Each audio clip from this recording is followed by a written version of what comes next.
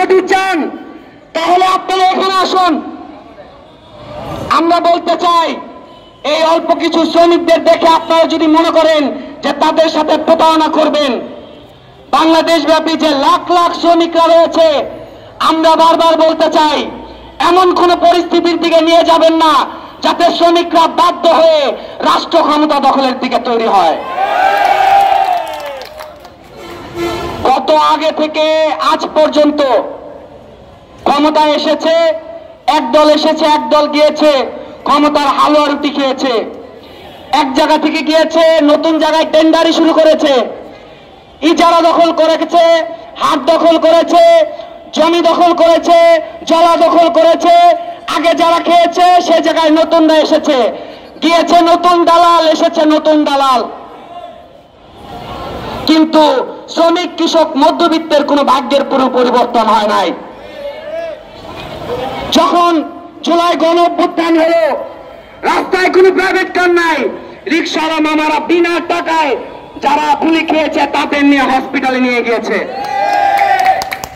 কিন্তু আজকে যখন আপনারা গণ অভ্যুত্থানের পরে এই যে শ্রমিক, কৃষক, সাধারণ ছাত্রদের রক্তের উপর দিয়ে ক্ষমতায় এসে ক্ষমতার হালুয়া রুটি খাচ্ছেন, বিগত আওয়ামী ফ্যাসিবাদের আমলের যত বৈদেশিক চুক্তি, সেই চুক্তি আপনারা বাস্তবায়ন করছেন, নতুন নতুন চুক্তি নিচ্ছেন।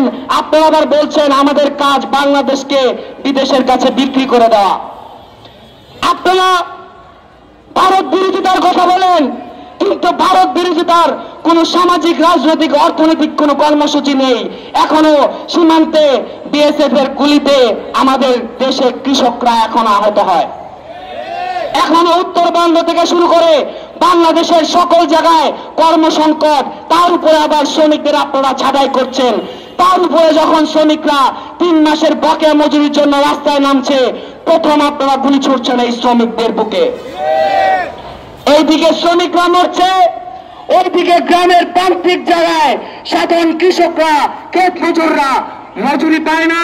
তারা ব্যাংক থেকে, এনজিও থেকে, মহাজনদের থেকে ধার নিয়ে যখন তারা পেঁয়াজ চাষ করে বা অন্য কোনো জিনিসের চাষাবাদ করে, তখন সিন্ডিকেট যখন আসে, শুরুতে তারা সঠিক দামে ধান বিক্রি করতে পারে না, পেঁয়াজ বিক্রি করতে পারে না। যে যখন কৃষকদের হাত থেকে পেঁয়াজগুলো নিয়ে যায়, তখন মন প্রতি 1000 থেকে 1500 টাকা বেড়ে যায়।